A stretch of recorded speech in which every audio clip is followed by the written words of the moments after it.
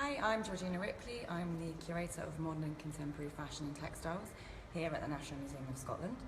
We are standing here today in the new Fashion and Style Gallery, and specifically in front of the case of hats, which feature in our cutting edge section. The cutting edge section explores designers who are really pushing the boundaries in fashion, using new materials, new technologies, new techniques, and we explore that across garments, shoes, and also hats. So the first one I'd like to tell you a bit more about today is this piece in the centre. It's called Bloom Uphill. It's by the Glasgow-based milliner, William Chambers. And we've been working with William actually quite a bit recently. He's been to visit our stores in situ, and he's actually been inspired by a collection that we have that belonged to a 1920s fashion editor called Frances Farquharson. And we have pieces by her on display in the gallery. She specifically loved the work of the designer Elsa Schiaparelli. So his new collection called Frances and Elsa is available now. This piece here is really quite an iconic piece of his at this point, and it's from Autumn/Winter 2012. And the reason we featured it in the gallery is it's this lovely combination of traditional and cutting edge. So it's a milliner who's taken really traditional techniques, and he uses felt and crin, which is a traditional stiffener for creating shape within hats, to make this really classic pillbox style. But then on the top he has this plastic rose, and so it's using that modern material that you wouldn't typically associate with millinery. And what's really particularly lovely is that he shaped it using the heat from a naked flame. So you have this brilliant combination of traditional handcraft and quite a crude technique with really forward-thinking avant-garde design. So I'm just going to take you around to the other side of the case.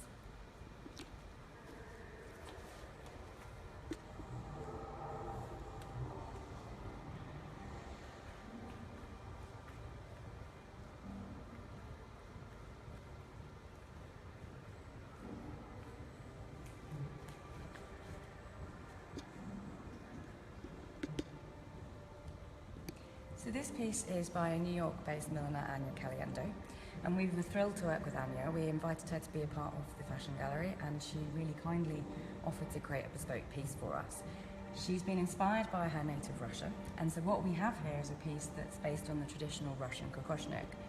It's a very important element of traditional Russian clothing, and it was particularly beloved of Anna Pavlova, who was the prima ballerina of the Imperial Russian Ballet and Diaghilev's Ballet Russe, and a much-loved figure within her native Russia. And she wore really intricate and elaborate headdresses of this design. They're particularly important because each county in Russia would have had its own design, and you would have been able to tell where somebody was from based on the embroidery on their dress and also the shape of their kokoshnik. For this piece, Anya's been inspired by the awakening of spring in Russia. So what she's tried to achieve here is that idea of nature pushing up through a covering of snow. So what we've got is sparkling Swarovski crystals and pearls, and then they're actually covered by this overlay of French flocked lace, and she incorporates this beautiful shimmering Italian gold silk.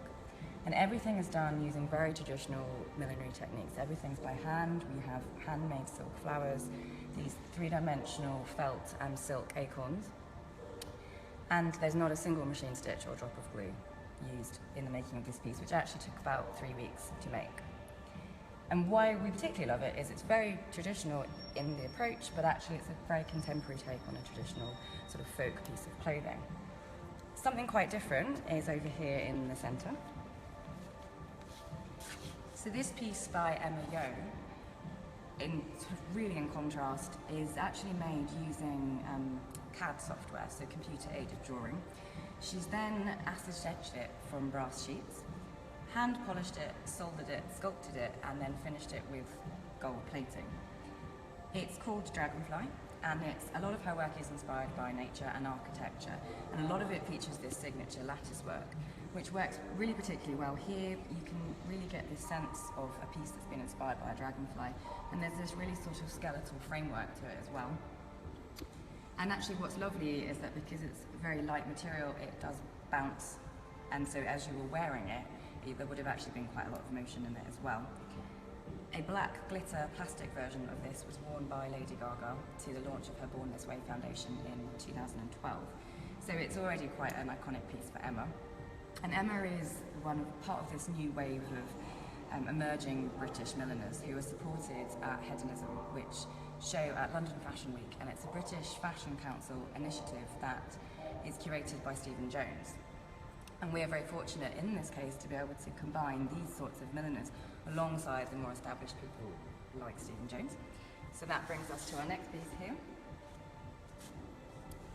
This piece is called Rose Royce, and it's from 1996.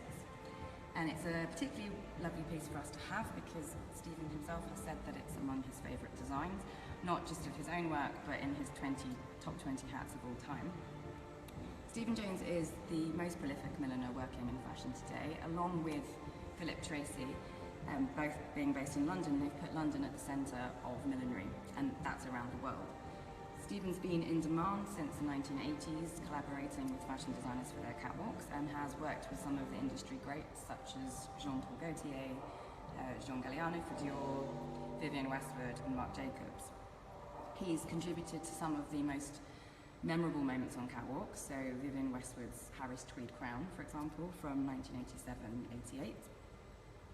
And what I think is particularly lovely is that you can really see how a milliner takes quite an overworked fashion troupe and has tried to rework it. So he's taken the flower, and in seeking to represent it in a new way, he happened upon this sort of rolled up piece of satin, which he's described as being a very simple, lyrical, easygoing design, and that to him sums up everything that's close to his heart about millinery. He's also particularly fond of it because he actually generally likes the top hat as a style, and that's something that he said. He said that he thinks it suits old and young, women and men, and even animals. This is a piece that features in our new online experience called Mode.